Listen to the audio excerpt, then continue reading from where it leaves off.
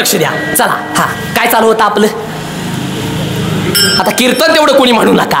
आपला विषय चालू होता चांगल्या कामाला त्रास आहे आणि वाईट कामाला अजिबात त्रास नाही. तसं दुसऱ्याला चांगलं वागा असं म्हणायचं सोपं आहे, पण स्वतः चांगलं वागणं सगळ्यात अवघड आहे. पण दादा संत अगोदर स्वतः चांगलं वागतात आणि मग संत जगाला उपदेश करतात. उदाहरणार्थ दादा नाथ महाराजांजवळ एक स्त्री तिच्या लहान लेकराला घेऊन गेली आणि ती स्त्री म्हणली नाथ महाराज नाथ महाराज ओ नाथ बाबा नाथ बाबा. नाथ महाराज म्हणलं काय झालं. त्यावेळेस स्त्री म्हणली नाथ महाराज अहो माझ्या पोराला जरा थोडं तुम्ही सांगाव का. हा उडतंय सुडतंय सारखं गुळ खाते, ह्याला गुळाचं व्यसन लागलंय आणि जास्त गुळ खाणं काय चांगलं जास्त गुळ खाणं काय चांगलं नाही. नाथ महाराज म्हणले त्या बाईला एक काम कर, तू तुझ्या लेकराला आता माझ्याजवळ घेऊन येऊ नको. एक काम कर 15 दिवसानंतर तू तुझ्या लेकराला माझ्याजवळ घेऊन ये. पण का नाथ महाराज सांगतोय तेवढं कर. मग आता ऐका लक्ष द्या काय 15 दिवसानंतर त्या स्त्रीनं तिच्या लहान लेकराला नाथ महाराजांजवळ आणलं आणि नाथ महाराज म्हणले अरे बाळा जास्त गुळ खाऊ नको आणि जास्त गुळ खाणं चांगलं नसतो. पण आता ऐका परिणाम बघा. नाथ महाराज सहज म्हणले गुळ खाऊ नको म्हणून आणि त्या पोरानं गुळ खायचा जाग्याला सोडला. मग ती स्त्री म्हणली नाथ महाराज तुम्ही तर माझ्या पोराला 15 दिवसापूर्वी सांगू शकत होता गुळ खाऊ नको म्हणून, मग आता काय सांगितलं. नाथ महाराज म्हणले अगं बाई तुला काय सांगायचंय, 15 दिवसापूर्वी मीच गुळ खात होतो, आता मी गुळ खातोय म्हणताना मला दुसऱ्याला सांगायचा अधिकार नाही. या 15 दिवसामध्ये अगोदर मी गुळ खायचा सोडला आणि मग मी ह्याला उपदेश केला. हे संत असतात.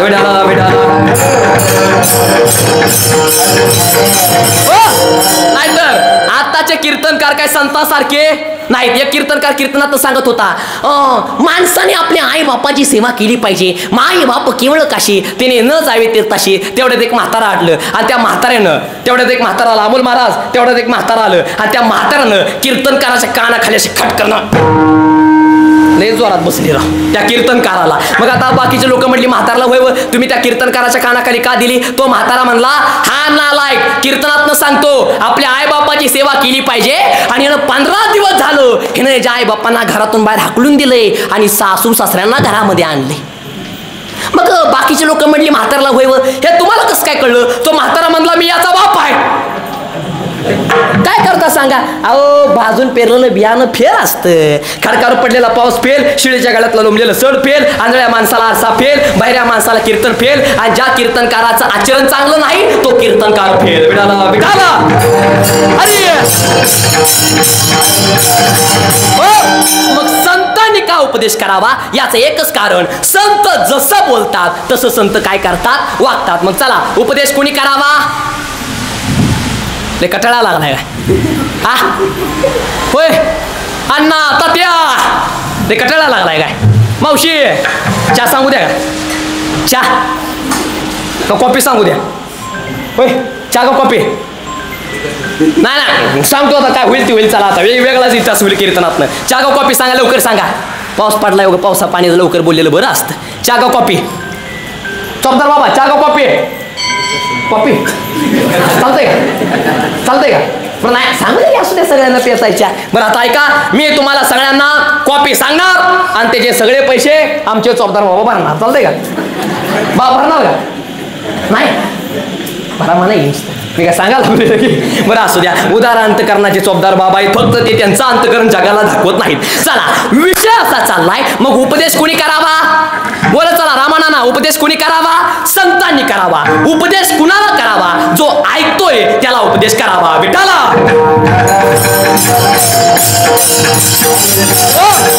जो ऐकतोय त्याला उपदेश करावा. जो खरंच ऐकतोय त्याला उपदेश करावा. जो कसा आहे माहिती आहे का झोपलेल्याला जाग करता येतं झोपलेल्याला जाग करता येतं पण झोपीचं सोंग घेतलेल्याला जाग करता येत नाही. उपदेश कुणाला करावा आणि उपदेश कुणाला करू नये. जाग कुणाला करावं आणि जाग कुणाला करू नये हे खऱ्या अर्थानं शास्त्राने आम्हाला सांगितलेलं आहे. शास्त्रानं सांगितलं जाग कुणाला करावं. एक श्लोक आलाय शास्त्रकार म्हणतात विद्यार्थी सेवकम पांथा शुदार्थी भय कातरह भांडारी प्रति हारिच सप्त सुप्ता मन बोधयक.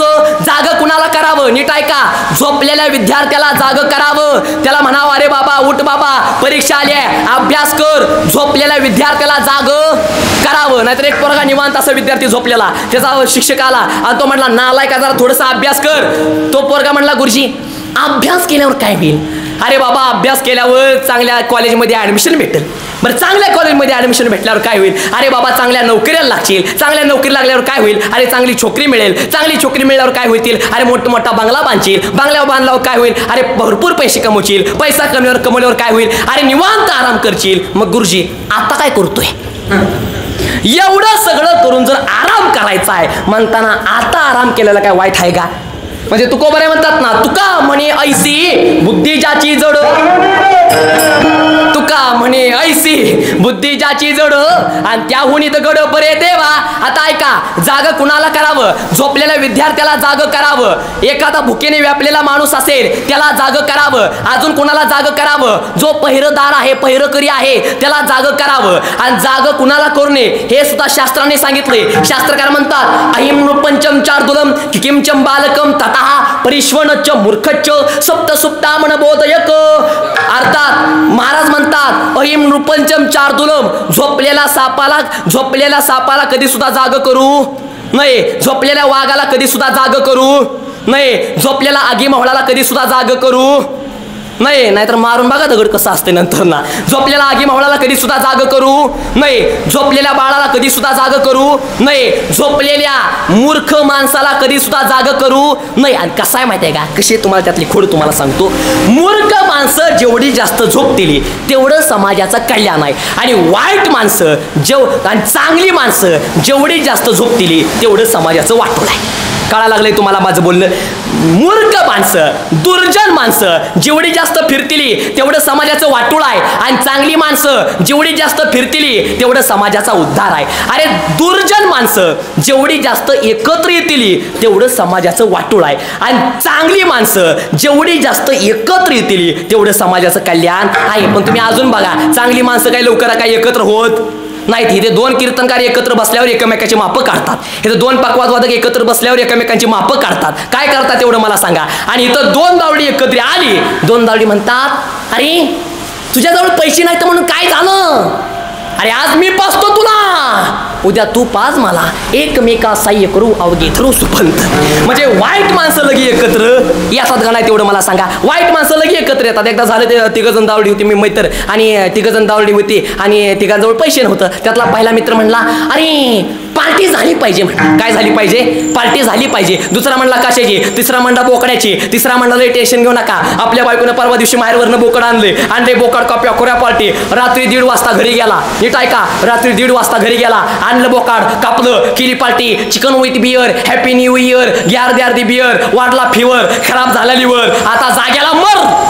पार्टी झाली, ह्यांची दारू बिरू उतरली, सकाळ झाली. ज्यानं बोकड चोरलेलं तो त्याच्या घरी गेला आणि बघतो तर काय, खुटीला बोकड जसं तसं. हा बायकोला म्हणतो अगं इथं बोकड येतं कसं काय? बायको म्हणली बया बोकडाचं जाऊ द्या हो, पण रात्री तुम्ही 1:30 वाजता तुम्ही आपलं काळं कुत्रं घेऊन कुठे गेलता?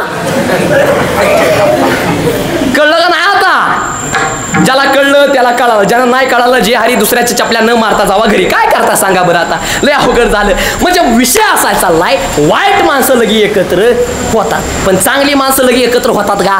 अजिबात नाही. पुढं ऐका, चांगली माणसं जेवढी जास्त जगतील तेवढं समाजाचं कल्याण आहे. आणि वाईट माणसं जेवढी जास्त जगतील तेवढं समाजाचं वाटोळ आहे. तुम्ही अजून पण बघा, ज्यानं कधी गावातला कधी सप्ताह कधी नीट होऊ दिला नाही. एका भजनी मंडळाचं 2 भजनी मंडळ केलं, एका भजनी मंडळाचं 2 भजनी मंडळ केलं. तिथं जा, त्याच्या पोराचं लग्न मोड, त्याच्या पुरीचं लग्न मोड. गावामध्ये बिनविरोधात निवडणूक होत होती, ज्यानं गावामध्ये निवडणूक लावून बसली, एवढं वाईट कामं केली, देवाची कधी भक्ती केली नाही, चांगल्या माणसाला रामराम घातला नाही, वारकऱ्याला कधी जे हरी घातला नाही. गावात सप्ताह आला की लगी म्हणायचा आता झोपू देत नाही तिला 8 दिवस असा म्हणायचा. एवढी वाईट कामं केली आणि वय 90 वर्ष. म्हाताऱ्याला झाला कोरोना. गावातली लोक म्हणली आता काय म्हातारा काय जगत नाही. म्हाताऱ्याला न्याला ॲम्ब्युलन्समध्ये आणि मध्ये असं होतं खोकला कसा वालाकाला ठोकला. म्हाताऱ्याला नेलो ॲम्ब्युलन्समध्ये. गावातली लोक म्हणली आता विषय सोडून द्या, आता म्हातारा काय जगत नाही. 8 दिवसामध्ये म्हातारा गावातल्या चौकात ठणठणीत आलं. गावातली लोक म्हणली राम राम. म्हातारा म्हणला राम राम. गावातली लोक म्हणली तब्येत कशी काय? ठणठणीत. माळबिळ काढली, रस्सा बिस्सा अंडी बिडी हाणतोय. ओके, मग आता पुढलं कार्य काय? तो म्हणला आता कोरोनाची जिरवली, आता फक्त एकदा गावाची जिरवायची आहे. काय करतात तेवढं मला सांगा. म्हणजे वाईट माणसं लवकर काय मरत नाही ती, आणि चांगली माणसं लवकर गेल्याशिवाय राहत नाही ती. तुम्ही अजून पण बघा, जेवढी चांगली माणसं आहे ती कमीच जगली. अहो दादा, छत्रपती शिवाजी महाराज किती वर्ष जगले? 51 वर्ष जगले. पण एक वाक्य सांगतोय दादा, ज्याला बाईतली ताई कळली तो मुक्ताईचा ज्ञाना झाला, ज्याला बाईतली मैत्रीण कळली तो राधेचा श्याम झाला, ज्याला बाईतली पत्नी कळली तो सीतेचा राम झाला, आणि ज्याला बाईतली आई कळली तो जिजाऊंचा शिवबा झाला. ही गोष्ट आपल्याला विसरून चालणार नाही. अरे नीट ऐका, छत्रपती शिवाजी महाराज जर नसते ना संगेवाडीकर, आपल्याला कीर्तन करायला सुद्धा आपल्याला परवानगी घ्यावी लागली असती. खरंय काय तेवढं मला सांगा. आपल्याला कीर्तन करायला परवानगी घ्यावी लागली असती, आपल्याला चालत चालत जावं लागलं असतं, आणि आपल्याला म्हणावं लागलं असतं, जहापना हम जरा अखंड हरिनाम सप्ताह निमित्त हम जरा थोड़ा सा कीर्तन करना चाहते हैं, हाँ आपकी इजाजत हो तो हम जरा थोड़ा सा टाळ कूट लेते हैं, असं म्हणावं लागलं असतं. पण दादा, छत्रपती शिवाजी महाराज होऊन गेले म्हणून सुरक्षित आहेत मंदिरावर कळस. छत्रपती शिवाजी महाराज होऊन गेले म्हणून तर दारा पुढे पवित्र आहे तुळस. छत्रपती शिवाजी महाराज होऊन गेले म्हणून तर भरून आहे सुवासनेचं कपाळ, आणि छत्रपती शिवाजी महाराज होऊन गेले म्हणून तर झाली हिंदवी स्वराज्याची सुवर्ण सकाळ. ही गोष्ट आपल्याला मरेपर्यंत विसरून चालणार नाही. विठाला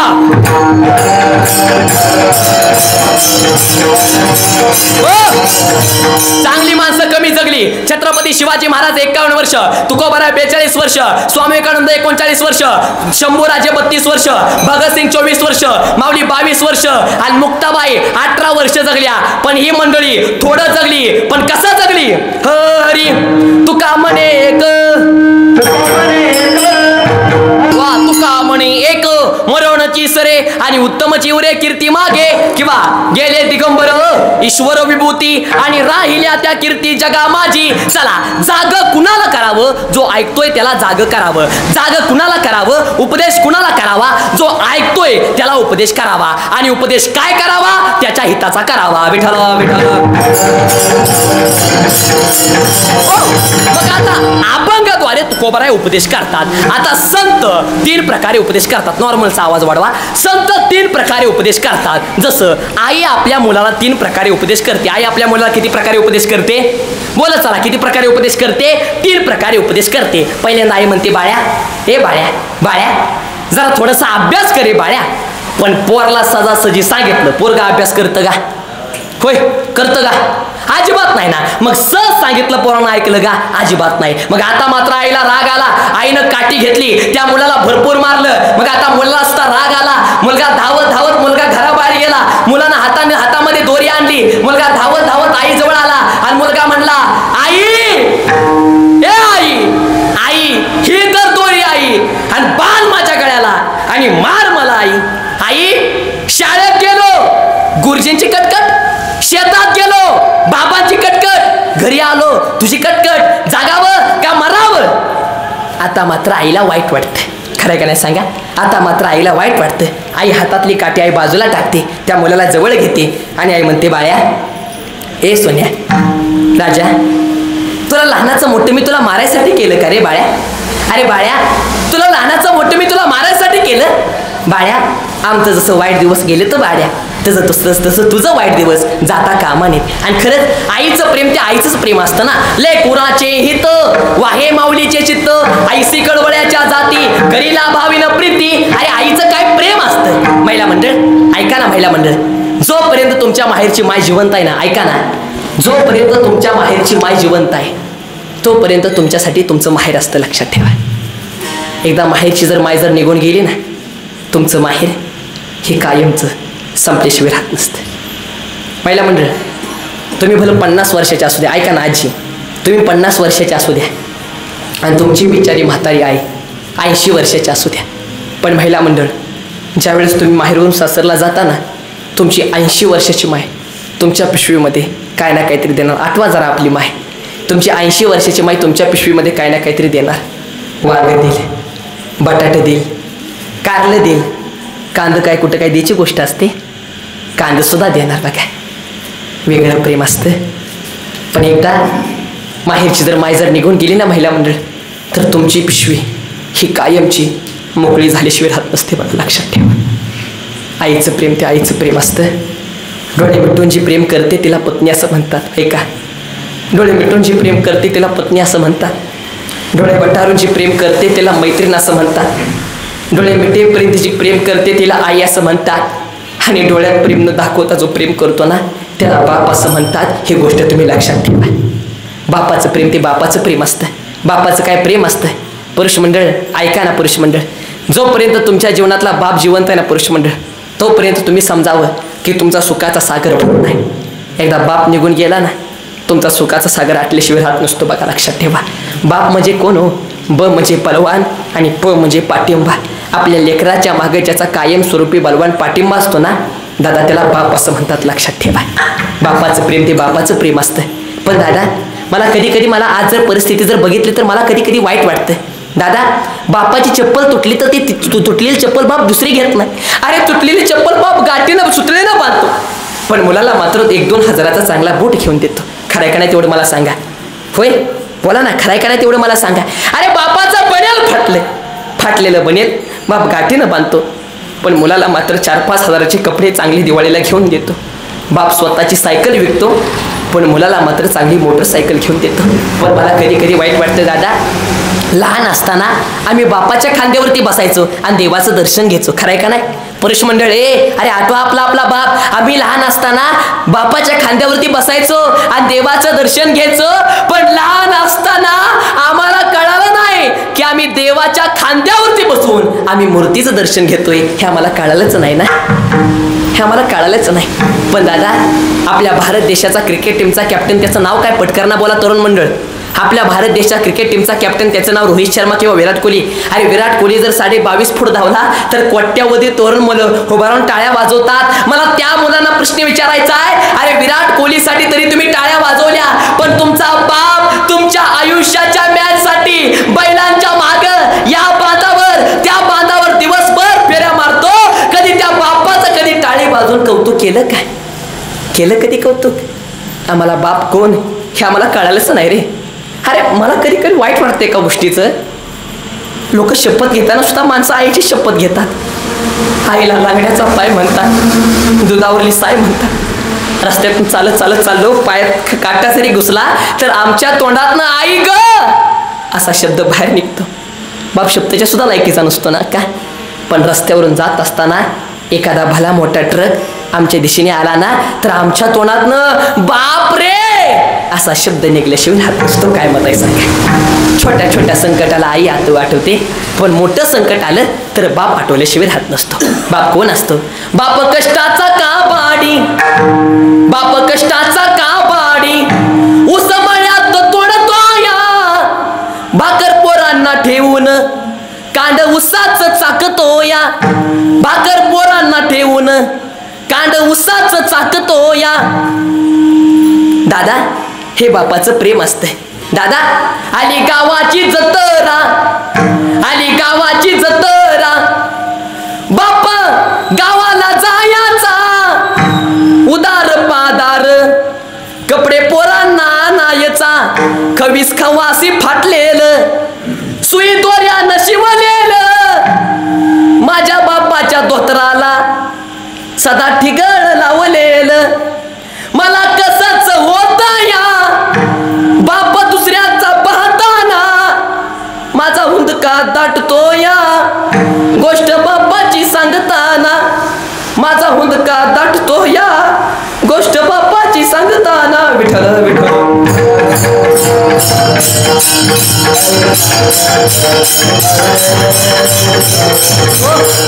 बापाचं प्रेम हे असतं. म्हणून मी कीर्तनात मी नेहमी सांगत असतो, दादा, सप्त्याला दिलेली देणगी, मंदिराला दिलेली देणगी, आई गोरगरिबाची केलेली सेवा, वारकऱ्याची केलेली सेवा, साधू संतांची केलेली सेवा आणि आई बापाची केलेली सेवा जगामध्ये कधी वाया जाऊ शकत नाही. काय मत आहे सांगा दादा तुमचं? विठाला विठाला.